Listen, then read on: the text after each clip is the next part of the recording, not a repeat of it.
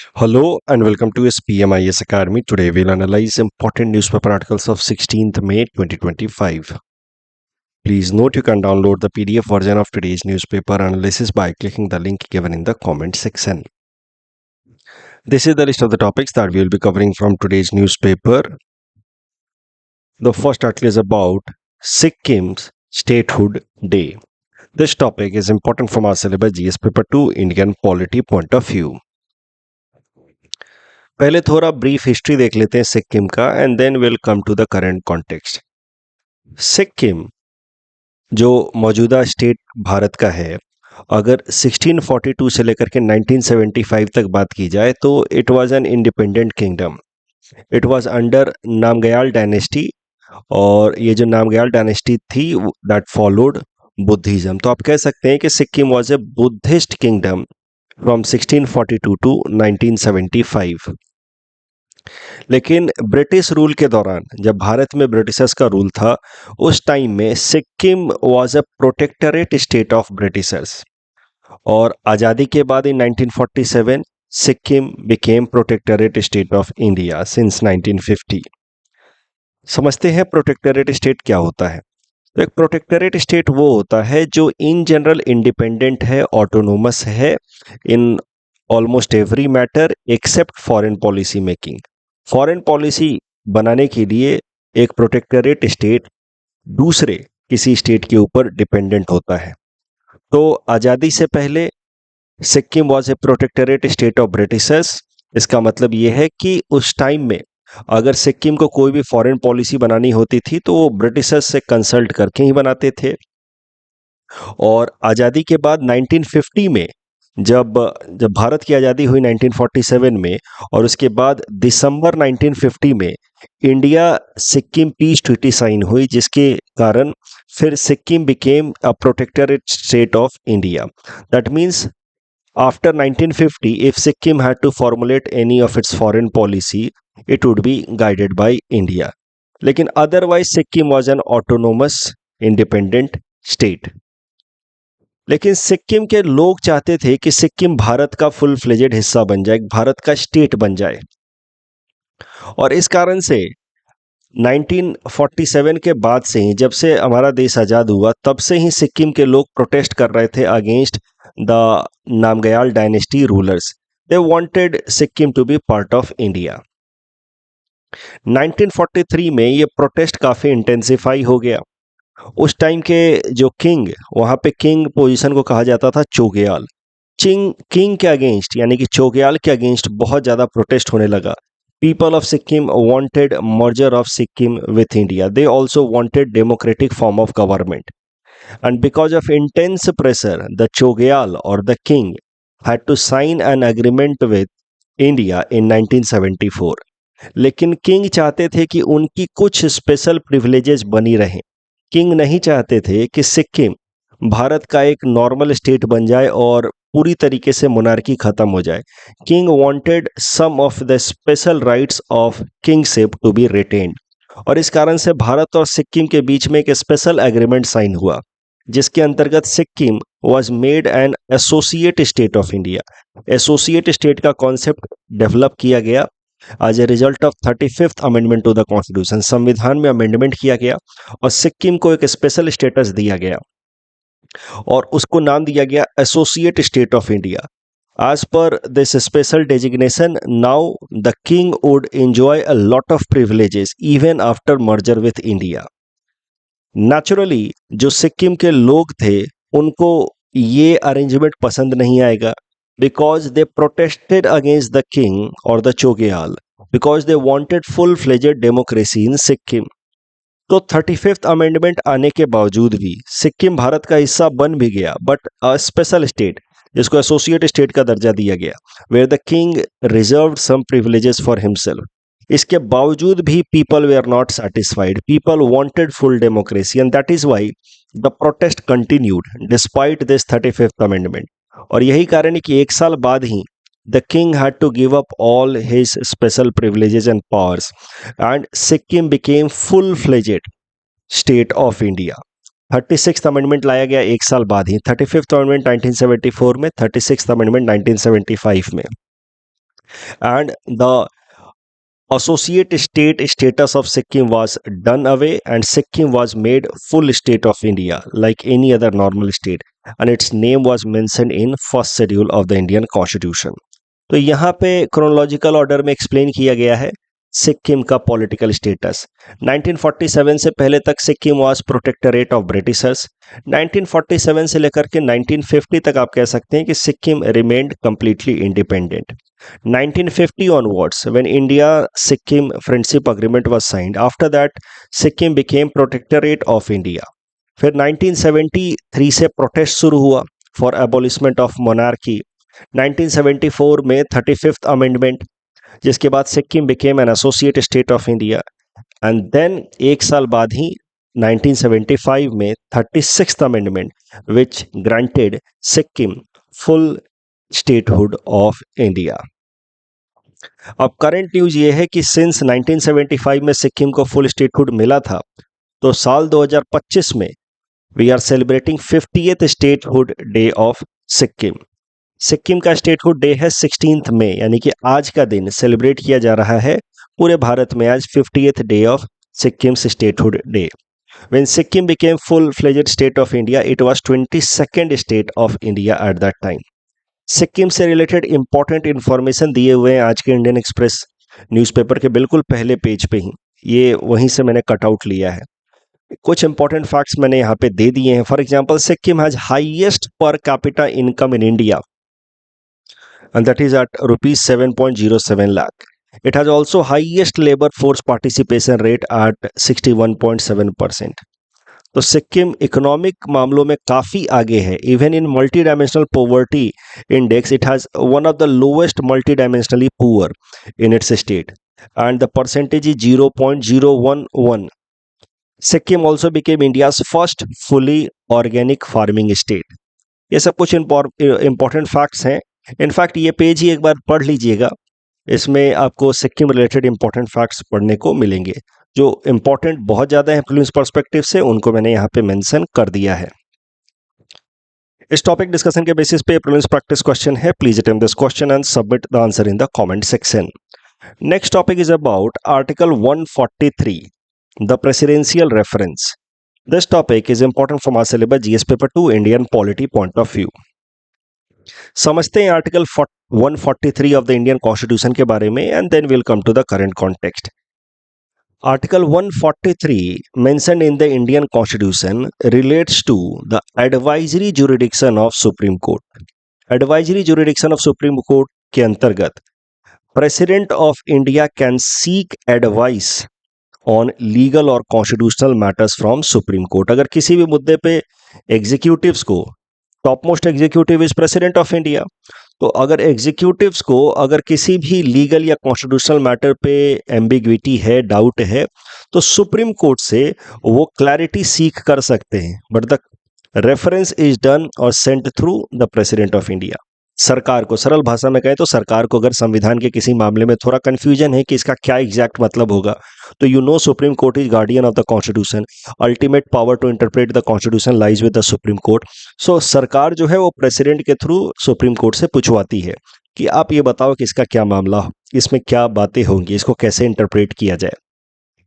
तो relevant constitutional provisions under article 143, article 143(1) यहाँ पे प्रेसिडेंट में रेफर क्वेश्चंस ऑफ लॉ और fact of public importance to the supreme court. किसी important कानून पे, किसी इंपॉर्टेंट मुद्दे पे अगर कुछ पूछना है, संवैधानिक किसी प्रोविजन से रिलेटेड कोई फैक्चुअल कंफ्यूजन है, तो उस पे अगर पूछना है, आर्टिकल 143(1) का इस्तेमाल किया जाता है ऑफ प्रेसिडेंशियल रेफरेंस। आर्टिकल 143(2) का इस्तेमाल किया जाता है if there is some doubt और dispute arising from pre constitutional treaties और एग्रीमेंट। कॉन्स्टिट्यूशन से पहले की अगर कोई ट्रीटी है, कोई एग्रीमेंट है, तो उसको किस तरीके से इंटरप्रेट करना है, उसको कितना ड्यू इंपॉर्टेंस देना है, उसको लेकर के भी सुप्रीम कोर्ट से क्लैरिटी सीख करते हैं executives through the president.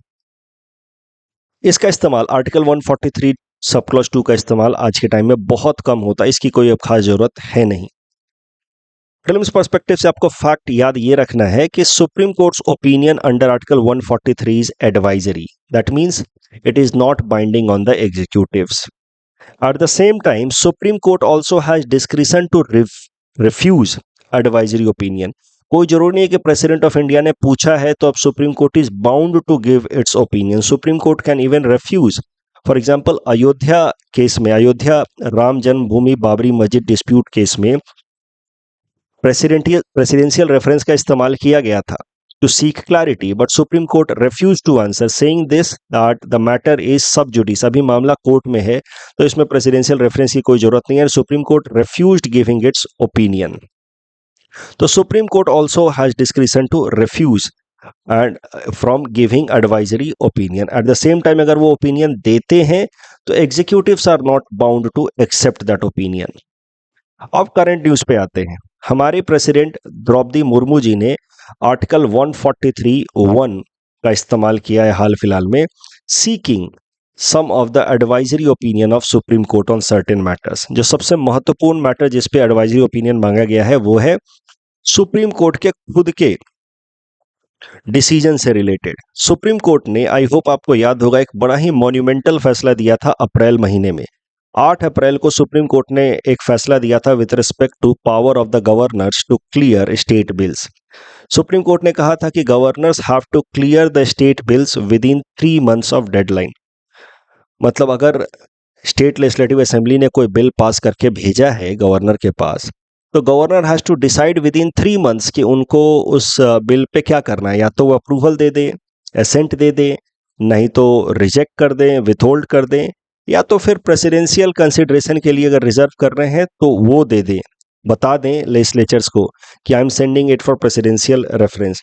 But whatever decision has to be taken by the governor must be taken within 3 months. It should not be unduly delayed. ये फैसला सुनाया था सुप्रीम कोर्ट ने. Supreme court ने फैसला सुनाया था using power of Supreme Court under Article 142. Article 142 of the Indian Constitution gives extremely high power to the Supreme Court in order to ensure complete justice. Article 142 के अंतर्गत supreme court किसी भी मामले में कोई एक फैसला सुना सकती है अगर उसको लगता है कि वहां पे कंप्लीट जस्टिस करने के लिए यह फैसला होना चाहिए. तो एक तरीके से आप कह सकते हैं कि article 142 provides extraordinary power to the Supreme Court, and Supreme Court's decision या verdict pronounced under Article 142 will be treated as a law duly passed by the Parliament. यानी कि सुप्रीम कोर्ट का फैसला अगर आर्टिकल 142 के अंतर्गत दिया गया है तो उस फैसले की जो ग्रेविटी होगी, इंपॉर्टेंस होगी, that will be like any other ordinary law by the parliament. तो मुद्दा यह है कि सुप्रीम कोर्ट ने अपने इसी पावर का इस्तेमाल करते हुए आर्टिकल 142 के अंतर्गत सुप्रीम कोर्ट को पावर है कि कंप्लीट जस्टिस इंश्योर करने के लिए किसी भी मामले में वो एक फैसला सुना सकती है. Even if the matter has not been brought by any petitioner to the Supreme Court, matter can be taken by Supreme Court on suo motu manner. मतलब खुद से ही वो इस मैटर को लेकर के फैसला सुना सकती है. और सुप्रीम कोर्ट ने आर्टिकल 142 का इस्तेमाल करते हुए 3 months का डेडलाइन दिया था for the governors to decide on state bills. अब प्रेसिडेंट ने through reference provided under article 143(1) supreme court से उनका ओपिनियन मांगा है.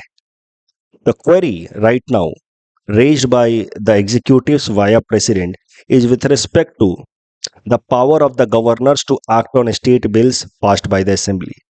कि किस ग्राउंड पे गवर्नर्स को ये कहा गया है कि वो 3 महीने के अंदर वो उनको डिसीजन लेना है. गवर्नर्स के क्या क्या पावर हैं, चलिए अब आप ही बता दीजिए. ऐसा समझ लीजिए एग्जीक्यूटिव्स ने पूछा है जुडिशियरी से कि अब आप ही बता दीजिए कि गवर्नर के क्या क्या पावर्स हैं. तो powers of the president and governors with respect to state bills passed by the assemblies has to be clearly delineated by the supreme court. बताइए अब आप कि क्या पावर है, कैसे पावर है, किस केस में कैसे वो डिसाइड करें. साथ ही साथ प्रेसिडेंशियल रेफरेंस के थ्रू एग्जीक्यूटिव्स ने यह भी पूछा है कि सुप्रीम कोर्ट का जो पावर है अंडर आर्टिकल 142 उसका क्या स्कोप है, उसका क्या कंटूर है, क्या वो अनरिस्ट्रिक्टेड है. अब आप आई होप मामला समझ रहे हैं. इनडायरेक्टली एग्जीक्यूटिव्स ने सुप्रीम कोर्ट से प्रश्न भी पूछा है क्लैरिटी के लिए और सुप्रीम कोर्ट को बताने की भी कोशिश की है कि you please don't interfere into centre state power balance. Supreme court का जो फैसला था अप्रैल महीने में, कहीं ना कहीं ये जो सेंटर और स्टेट के बीच में पावर टग ऑफ वॉर चलता रहता है, उसमें मामला थोड़ा शिफ्ट कर दिया था in favour of the state government.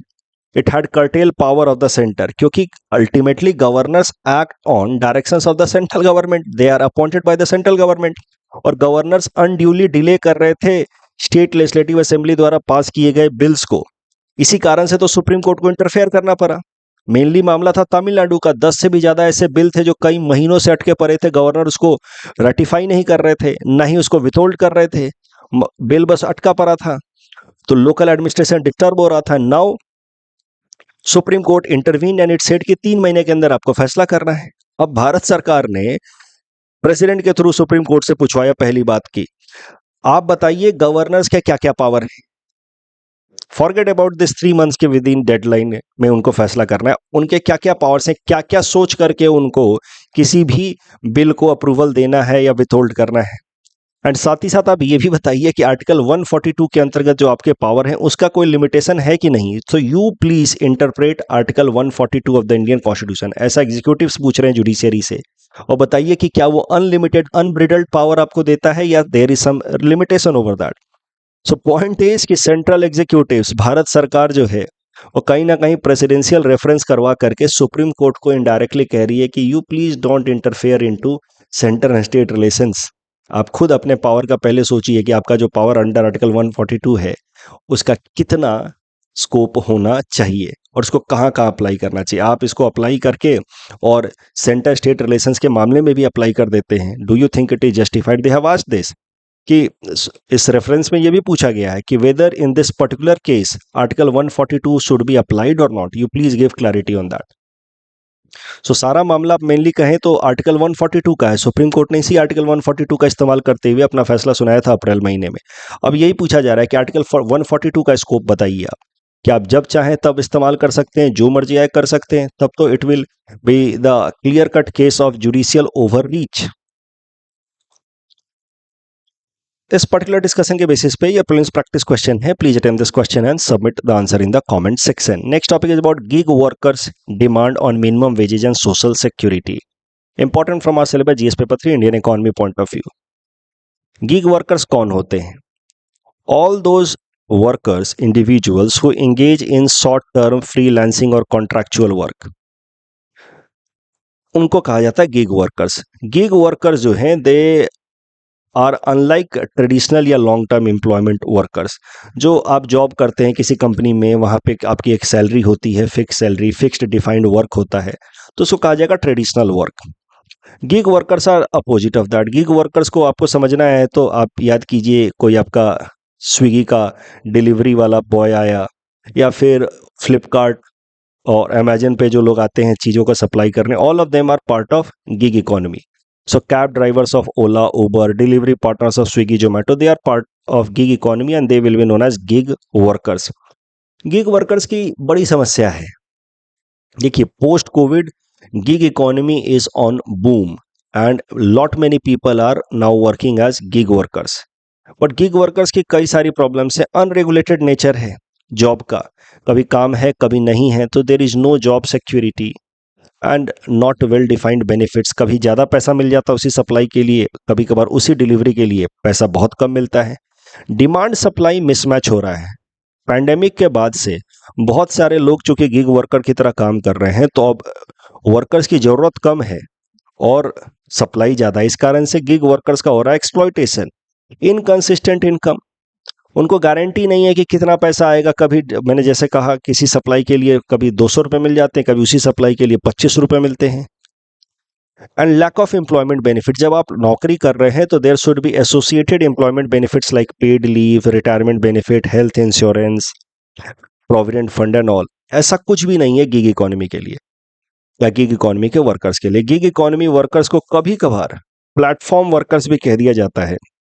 वैसे दोनों में थोड़ा अंतर है. गिग मतलब freelancing short term, and platform मतलब जो किसी ऑनलाइन प्लेटफॉर्म पे के बेसिस पे काम कर रहे हैं या ऑनलाइन प्लेटफॉर्म की मदद से काम कर रहे वर्कर्स हैं, जैसे कि स्विगी, जोमेटो, ओला, उबर. तो gig worker and platform workers are not exactly the same. Gig workers मतलब freelancing, contractual, short-term workers, they might be doing without platform also, without any platform app also, but most of the gig economy is moving via platform app only. That is why gig workers are also sometimes referred as platform workers. अब current news ये हुई है कि दिल्ली में एक round table meeting हुई है organised by जन पहल एनजीओ। जन पहल एनजीओ का नाम आप याद रखेंगे, मेंस में आप कोट करेंगे तो अच्छा रहेगा। They work for the marginalised communities like gig workers.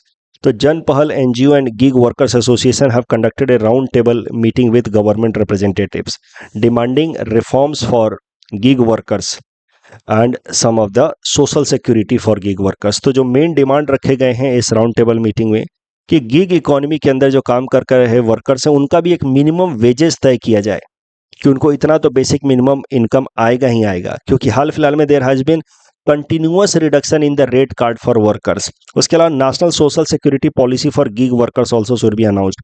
उनका हेल्थ इंश्योरेंस, प्रोविडेंट फंड, ये सब होना चाहिए। प्लस जो प्लेटफॉर्म चार्ज लिया जाता है by the E market places जैसे कि अमेजन, फ्लिपकार्ट, कस्टमर से और सेलर से दोनों से एक प्लेटफॉर्म चार्ज लेते हैं उस बेस को या उस प्लेटफॉर्म को इस्तेमाल करने का।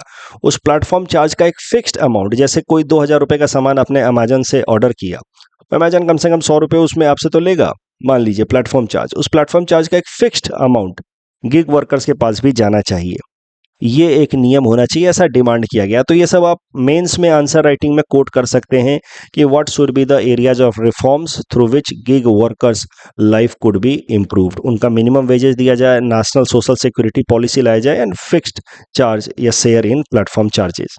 टॉपिक डिस्कशन के बेसिस पे प्रीवियस प्रैक्टिस क्वेश्चन है। Please attempt this question and submit the answer in the comment section.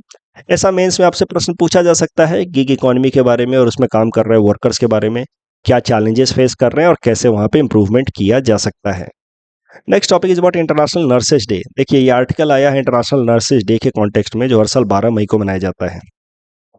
अब इसमें तो बहुत सारी बातें की गई हैं कि नर्सेज का इंपॉर्टेंस क्या है। Of course they play an important role in health care sector and all, but यहाँ पे मैं बस इसको प्रीलिम्स पर्सपेक्टिव से कवर कर रहा हूँ, क्योंकि अभी प्रीलिम्स का पेपर अगर सेट हो रहा होगा तो क्या पता ये सब चीज़ें पूछ ले।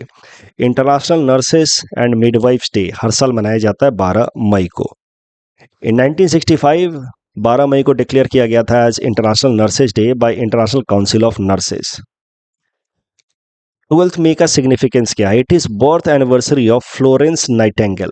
तो आपसे ये नहीं पूछेगा मेरे हिसाब से कि किस दिन को मनाया जाता है इंटरनेशनल नर्सेज डे, बट हो सकता है आपसे फ्लोरेंस नाइटिंगेल जी के बारे में पूछ ले। She was a British nurse and social reformer. उनका जन्म हुआ था 12 मई को इन 1820 during Crimean war. She played a very important role. She was at British base hospital and she worked day in day out in order to reduce death count. For her contribution, she is also given the epitome and name of Lady with the Lamp. Crimean war के दौरान Florence Nightingale जी ने काफी important role play किया था। Crimean war लड़ा गया between 1853 to 1856। ये वही क्रीमिया है जिसको आज के टाइम में रसिया ने अनेक्स कर लिया यूक्रेन से। तो Crimean war was fought between Russia and French, British and Ottoman Empire. तो ऑटोमन एम्पायर था टर्की, जो मौजूदा टर्की है वहाँ पे ऑटोमन एम्पायर रूल किया करता था टिल वर्ल्ड वॉर 1। तो एक तरफ ऑटोमन, फ्रेंच, ब्रिटिश और दूसरी तरफ रसिया, उन्होंने क्रीमियन वॉर लड़ा। उसी क्रीमियन वॉर के दौरान Florence Nightingale had played an extraordinary role as nurse, जिस कारण से उनके बर्थ एनिवर्सरी को मनाया जाता है इंटरनेशनल नर्सेज डे की तरह। इस टॉपिक के बेसिस पे प्रीलिम्स प्रैक्टिस क्वेश्चन है। Please attempt this question and submit the answer in the comment section. Cold start doctrine, मैंने आपको बताया कि it is not acknowledged doctrine, officially acknowledged doctrine, so second statement is wrong. UPSC से संबंधित incorrect statement है, UPSC members and chairpersons are not appointed by chief justice of India, rather they are appointed by president of India. पहला और दूसरा statement तो सीधा सीधा गलत है। M S Swaminathan ji is not father of white revolution, is father of green revolution, और वर्गीज कुरियन साहब is father of white revolution. बाकी दोनों स्टेटमेंट सही है। नेशनल आयुर्वेदा देश से संबंधित तो दोनों ही स्टेटमेंट सही हैं। That's all from our side for today. Thanks for watching.